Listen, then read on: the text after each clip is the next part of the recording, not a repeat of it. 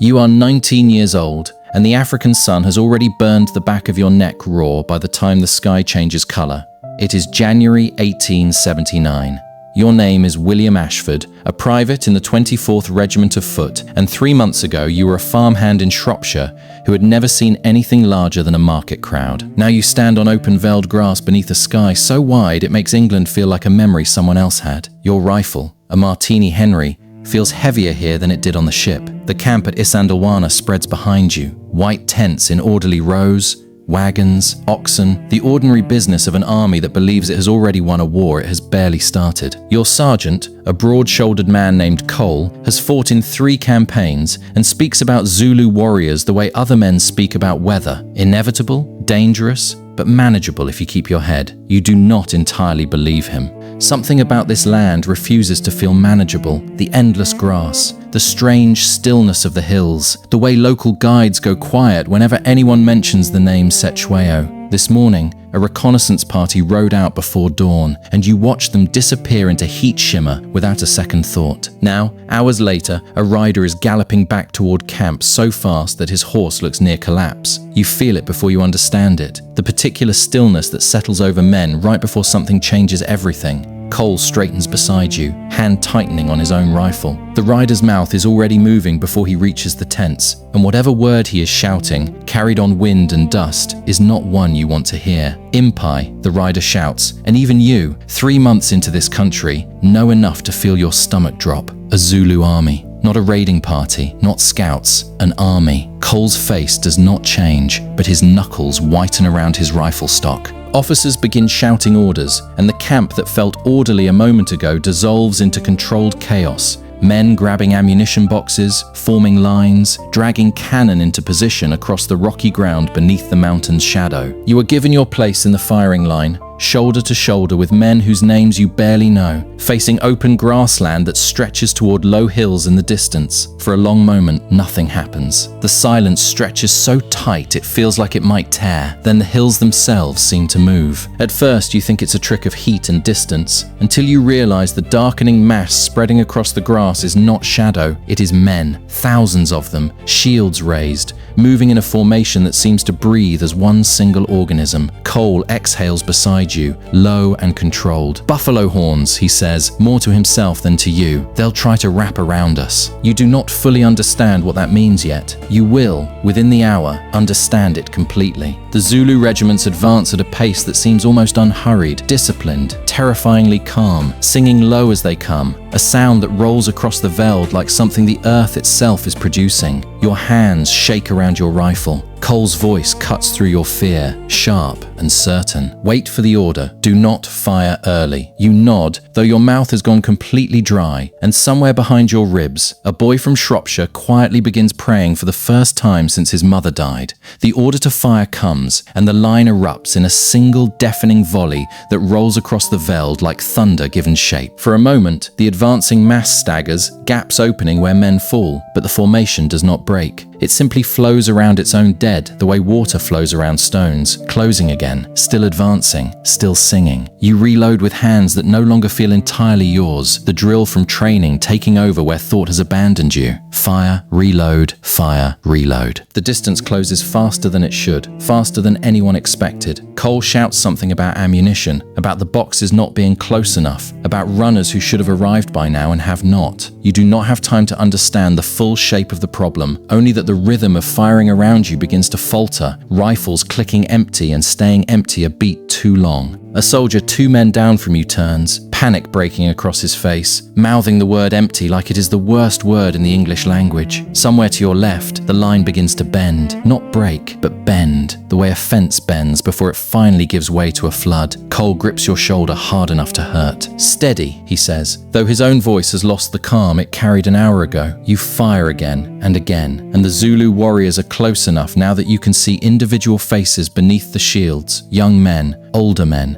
who look exactly as frightened and exactly as determined as you feel, which is somehow worse than facing an enemy you cannot see as human at all. The ammunition problem becomes undeniable within minutes. Boxes sit stacked, yards behind the firing line, screws holding the lids too tight, quartermasters too few, too slow. too far. A soldier breaks from the line entirely, sprinting back toward the wagons, and you watch him go with something between envy and horror, because leaving your position now means leaving the men beside you, and staying means running out of the only thing standing between you and what is coming across that grass. Cole's rifle clicks empty. He swears, low and vicious, fumbling for a cartridge that will not seat properly, his hands no steadier than yours despite 3 campaigns of experience telling him this should not be happening to a man like him. The Zulu formation reaches the flanks now. The buffalo horns Cole warned you about closing around the edges of the camp like fingers curling into a fist. Screaming replaces the singing. Not the disciplined chant from before, but the raw, immediate sound of men in close combat, Iowa blades finding gaps between bayonets,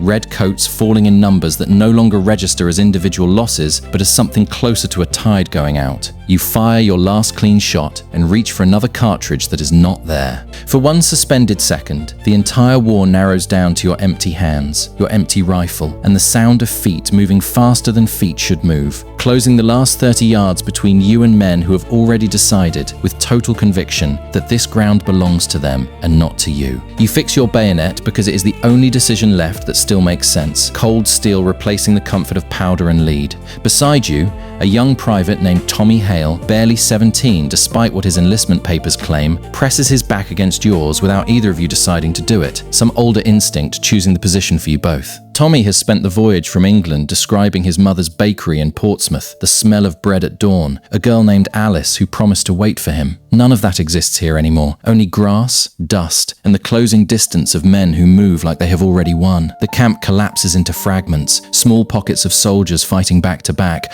officers shouting orders nobody can follow anymore because there is no longer a line to hold, only ground to lose one man at a time. A Zulu warrior breaks through near your position, and Tommy's bayonet meets him first, a brutal, clumsy motion that ends a life neither of you had time to consider as anything beyond an immediate threat. Tommy's face afterward is not triumphant. It is simply blank, the particular blankness of someone whose mind has not yet caught up to what his hands just did. There is no time to help him process it. Another warrior comes, then another, and the two of you move together without speaking, an unspoken rhythm developing between bayonet and rifle butt that feels less like fighting and more like drowning while trying to look like swimming. Cole appears briefly through the smoke and dust, blood running from a cut above his eye, shouting something about the wagons, about a chance, before disappearing again into chaos that has stopped resembling an organized battle entirely. The retreat, when it comes, is not orderly. It is survival stripped down to its most basic instinct, men running, falling, being cut down mid-stride, the camp behind you fully overrun, tents collapsing under the weight of men fighting on top of them. You grab Tommy's sleeve and pull him toward a gap between 2 overturned wagons, the only direction that does not appear to be solid wall of advancing warriors. Cole is nowhere visible now, swallowed into smoke and noise and the particular confusion that happens when an army stops being an army and becomes simply a collection of men trying not to die. You and Tommy reach a shallow donga, a dry streambed cutting through the veld, and drop into it together, chests heaving, hands raw from gripping rifle and bayonet without pause. For a moment, hidden below the sightline of the battlefield, you allow yourself to believe you might actually survive this. Then Tommy makes a sound beside you, sharp and involuntary, and you turn to see a spear wound opened along his ribs, deeper than either of you initially register in the confusion of the moment. "I'm all right," he says. The exact lie every frightened man tells in every war that has ever been fought, his voice already thinning, even as the words leave him. You press your hands against the wound the way instinct demands, feeling warmth spread between your fingers, feeling the particular helplessness of watching someone you barely know become someone you cannot imagine losing. Around you, the battle continues without pause, uninterested in the small, private catastrophe unfolding in a dry stream that the war has not yet finished with. "Talk to me," you say, pressing harder against the wound, because some instinct older than training insists that keeping him talking keeps him here. Tommy's breathing turns shallow, his eyes finding yours with the particular clarity that sometimes arrives right before it disappears entirely. "Alice," he says, "tell her I wasn't afraid." You start to argue. Start to tell him he can tell her himself, but the lie dies in your throat because you have already seen enough today to know exactly what a wound like this means. Out here, with no surgeon, no wagon, no time. Tommy's hand finds yours, weaker now, and presses something small into your palm, a folded photograph, worn soft at the corners from months of handling. A young woman standing outside a bakery, squinting into English sunlight that feels impossibly distant from this dry African streambed. "Don't let her think I ran," he says, "and you promise, though you are not entirely certain what promise you are actually making, only that it matters more than anything else happening in the chaos above the Donga's edge." The battle continues without pause around you. Warriors moving through the shattered camp, the disciplined chant from the morning long since dissolved into the raw sounds of close combat and dying men. Tommy's grip weakens gradually, his breathing growing thinner between each word, until finally he simply stops mid-sentence, his hand going still inside yours while the photograph remains pressed between your fingers, the only solid thing left in a world that has otherwise dissolved into noise, dust, and the particular silence that follows when someone beside you stops being alive. You do not have time to grieve, because grief is a luxury the battlefield has not granted you, not yet, perhaps not ever. You press the photograph into your breast pocket, beside a letter from your own mother you have not finished reading, and crawl along the Donga toward a gap in the fighting that might, if you are fortunate, lead toward the road to Rorke's Drift. Around you, the camp at Isandlwana has fully collapsed, redcoats scattered across grass that no longer looks like grass so much as a field harvested by something merciless and thorough. You pass men you recognize and men you do not, some still fighting in small, desperate clusters, others already beyond any fighting at all. A mounted officer gallops past, shouting for survivors to fall back toward the river crossing, and you run because running is the only verb left available to you, lungs burning, legs moving on instinct rather than decision. The Buffalo River appears ahead, swollen and fast, other soldiers already attempting the crossing, some making it, others swept downstream by currents stronger than any man's will to survive. You wade in without hesitation, because the alternative behind you is worse than any river, water rising to your chest, your rifle held above your head, Tommy's photograph somehow still dry against your ribs despite everything. On the far bank, exhausted, soaked, alive in a way that feels less like triumph and more like accident, you turn back once toward the camp you left behind, toward the smoke rising over Isandlwana, toward a battle that has already decided, with total indifference, which men would cross this river and which would not. You reach Rorke's Drift as evening falls, joining a small garrison already fortifying the mission station with mealie bags and biscuit boxes, men who have heard fragments of what happened at Isandlwana and are bracing for the same tide to reach them next. You do not have the strength to fight again tonight, not truly, though your hands still find a rifle, still find a position along the makeshift barricade, because stopping now feels like a betrayal of every man who did not make it across the river with you. The night that follows blurs into another battle entirely, smaller in scale but no less desperate, Zulu regiments testing the walls of the station in waves that never quite stop, firelight and gunfire replacing the open daylight horror of the morning. You survive it the way you survived the river, more instinct than intention, your body continuing to function long after your mind has stopped fully processing what it is being asked to do. By dawn, the attacks finally cease. The Zulu forces withdrawing across ground littered with the previous day's losses, and you sit against a mealie bag wall, hands still shaking. Tommy's photograph still pressed against your ribs where it has remained since the Donga. A sergeant moves along the line, counting survivors, calling names that receive fewer answers than anyone wants to hear. You do not know how many men from your original regiment are left, only that coal is not among the faces you recognize. Only that Isandlwana has become a word you will carry the exact weight of for the rest of your life.